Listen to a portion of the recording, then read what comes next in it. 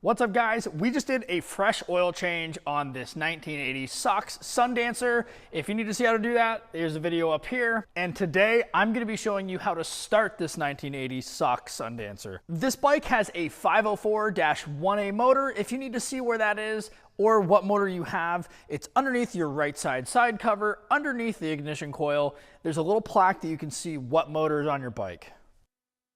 Make sure not to skip any steps because these are very complicated but simple at the same time. And if you skip a step or miss something, your bike will not start at all. So let's get right into this and start your guys' bike up. So to start, we're gonna go ahead and turn on our gas. This is an aftermarket petcock, so it might look a little bit different, but go ahead and make sure that your gas is on. Next, on the right side handlebar, you're gonna wanna make sure that your kill switch is set to run.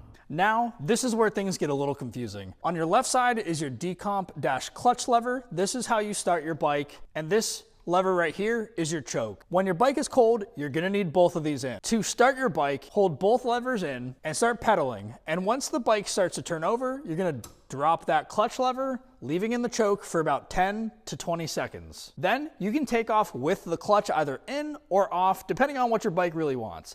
Then go ahead, release that choke, and you're good to go. Taking a closer look at what that clutch-decomp lever is, you got a decomp switch right here that it's kind of hard to see. It opens a little port in the head of the cylinder and allows a little bit of air to leave, thus making it easier to turn over your motor. Just so you guys can visualize the actual hand movements of the levers, my bike's a little warm, but hopefully it can start with the choke.